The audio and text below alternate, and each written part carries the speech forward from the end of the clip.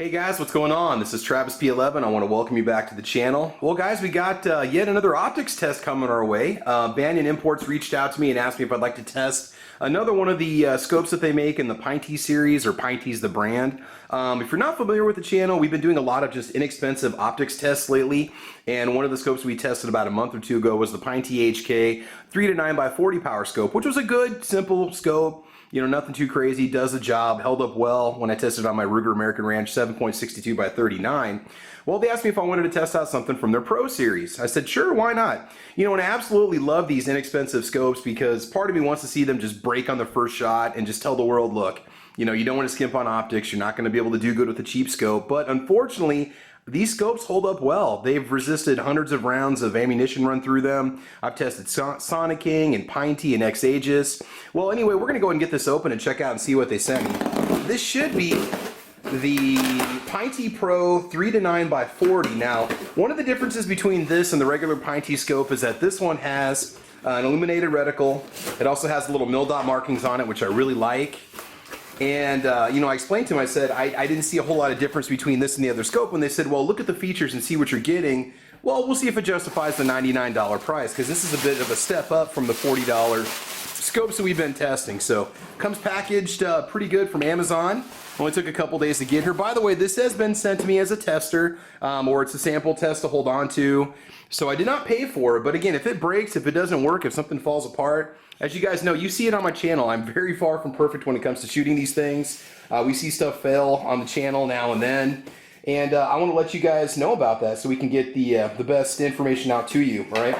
We're also going into deer season. Now, honestly, I'm pretty much set with my scope for deer season. I'm going to go ahead and run the X-Aegis 6x24x50 scope, and the main reason why is because I love the magnification level of that scope, and it's already zeroed on the rifle.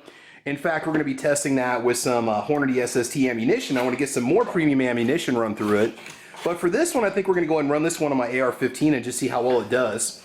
With a 3 to 9x40, you know, depending on what you're shooting, depends on your lighting conditions and your target. I kind of limit myself to about 300 yards, although I could probably go a little bit further.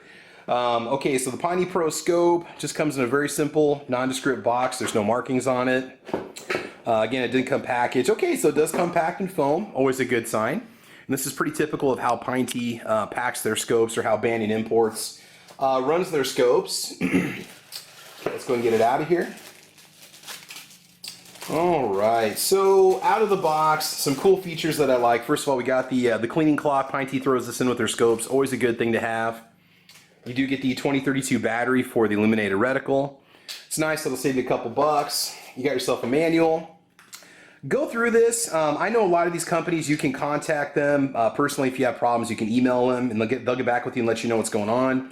One thing I've been looking for through these is warranty information. There's not a whole lot there. This is either in, this looks like Chinese if I'm not mistaken, but the beginning part of the English is in, or the beginning part of the manual is in English, so that's good. So you do get a basic, you know, instruction manual that comes with it.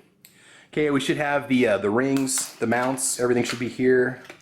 There we go. So these guys are using a low profile ring mount, which with the 3 to 9x40 size reticle, this should fit with no problems on the AR-15. Let's go and get this out of the package. You know, I've been impressed with these inexpensive rings. They seem to hold up well. This one does have some nice rubberized tape inside of it, which is good. That should definitely cushion the tubes on the scope so you don't have to worry about crushing it. Also just kind of give it a little bit of damping so it holds it in place when you shoot, a little bit of grip. Just got the little single nut here to hold it in place, and you've just got 2 screws on top. Okay, a nice, like kind of almost powder coat finish, nice satin finish, which is good. I think these are all aluminum construction, aircraft grade aluminum construction. And like I said, we'll go ahead and mount this on the AR-15 and test it on there and see how it looks and go from there. We're going to run this on the mid-length gas system PSA AR. You also get your little hex wrench with it, which is nice too. So the rings, okay, looks like a decent set. They're kind of rounded, nice low-profile mounts.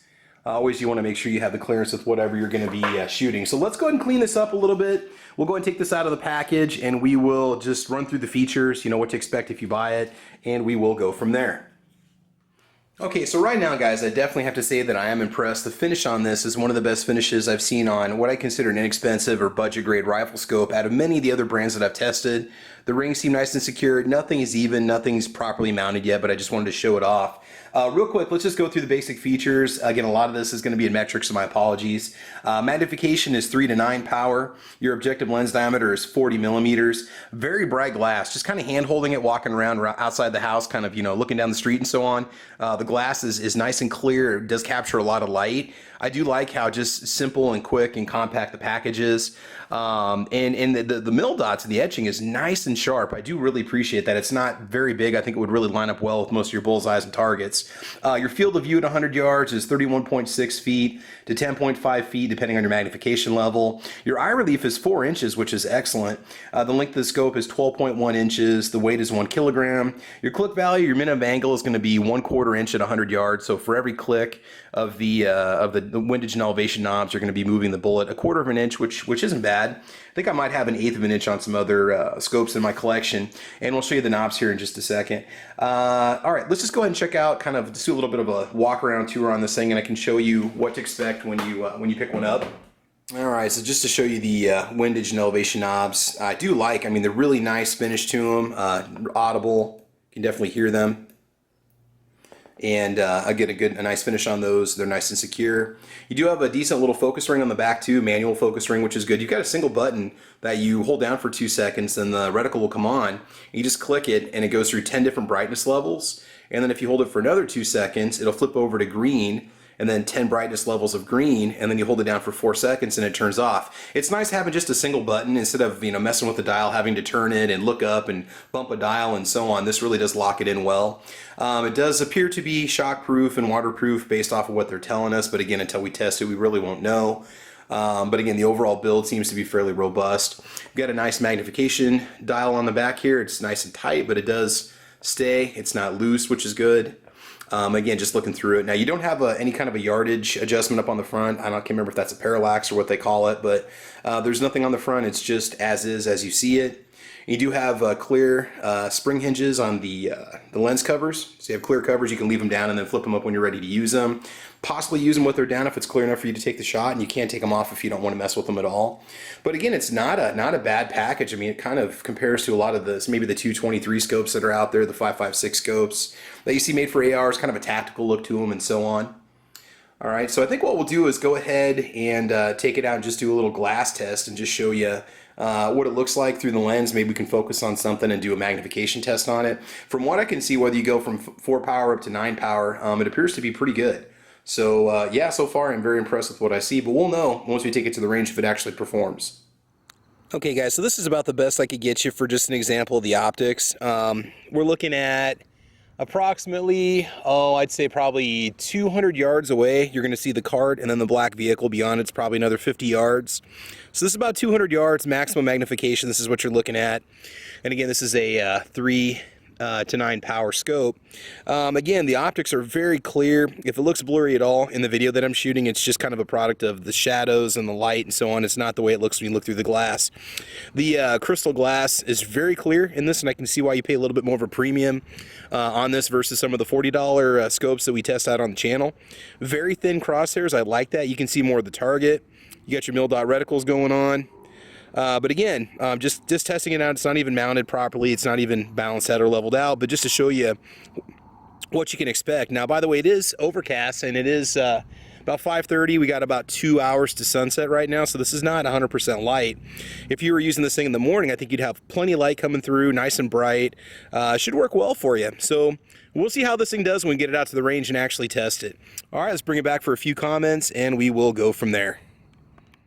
Okay, so how well is this thing going to perform? You know, once you start to get into the $100 price point, you start to get into, you know, a little bit higher grade of optics, and then it goes up from there. You know, once you hit the $200 mark, you start to get into the entry-level offering from Nikon and Leopold and some of those other companies, you know, Tasco and Bushnell start to get a little bit better at that price point. So we'll see how well this performs. If this scope fails at all, if it doesn't hold zero, if it breaks or falls apart, any problems whatsoever, I'll be more than happy to tell you guys about it.